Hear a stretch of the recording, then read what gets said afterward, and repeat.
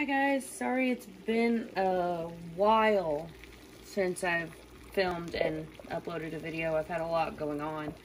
But today I'm going to be making keto egg salad sandwiches, and me and my husband are going to be doing a review of the keto bread.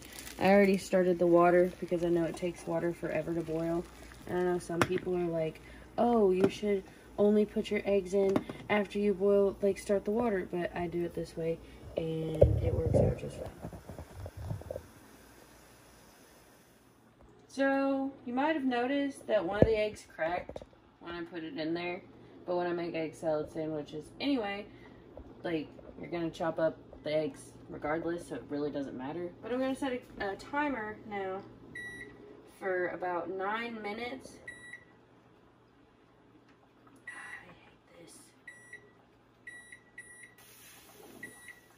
9 minutes, and that's how long you need to boil your eggs for. And then you just put in all the stuff you would, like deviled eggs, but the eggs are all chopped up. You can add like dill pickles to it if you want to as well. Sometimes I do, sometimes I don't. It just genuinely depends on my mood. But this is all I'm going to be putting in it tonight because I'm lazy. So, deviled eggs, basically the sandwich. So here's a trick my great-grandmother taught me about eggs. If you take them directly from the heat to a bowl of like ice water, this isn't ice water, but it's really, really cold water, to ice water and let them sit for a second, they will peel a whole lot better. Grab a knife.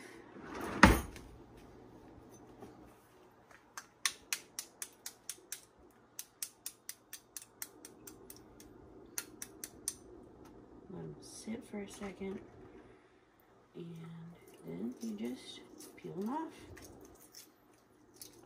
I forgot to tell you to season your food, but you know, I forgot to tell you to season it, but you know, I'm gonna be using garlic and onion powder in it, just a little bit, because I don't want it to be overly like seasoned or whatever.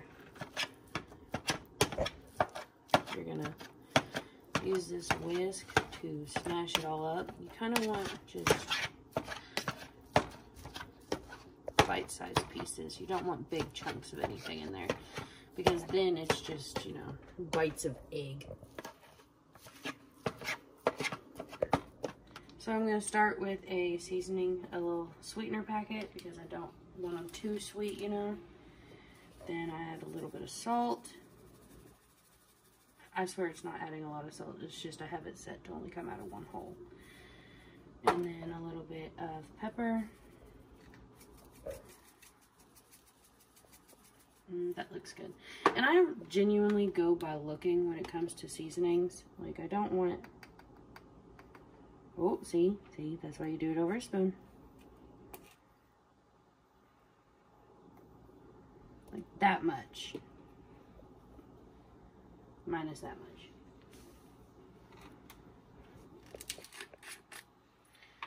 You always want to kind of like pour your seasonings over a spoon just so you can see how much you have, because you literally do not want to add too much. Now we go in with the mayonnaise.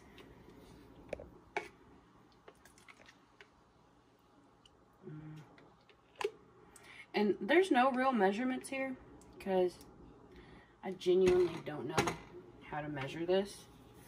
It's just something I've made 1,000 times in my life, so I just kind of go with it and go with what looks right.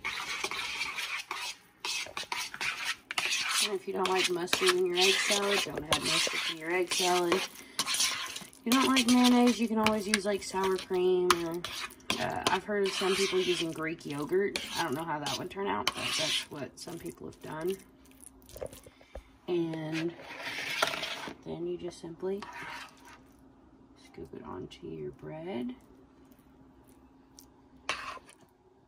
And me and my husband both have had this bread before, and we agree that toasting it kind of makes it feel like you are putting a bunch of Captain Crunch in your mouth without any, like, milk.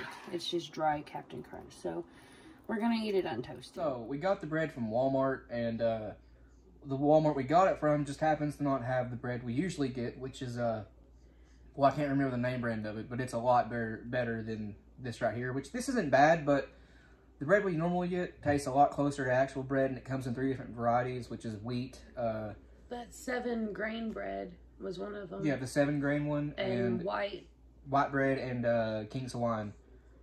But this right here isn't too bad. The texture is really close to normal white bread, you know, Wonder Bread, but whatever you put in the sandwiches, I've tried it with the egg salad, I've tried it with ham, just buttered on toast. Pretty much whatever you put on the bread will cover up the taste for the most part. It's not too bad, but I've had better. Would I recommend it? Yeah, I'll give it about 5, 6 out of 10. It's not terrible. I think I'd give it about a 5 out of 10 as well. Like, it's not the best we've ever had, but it's not the worst.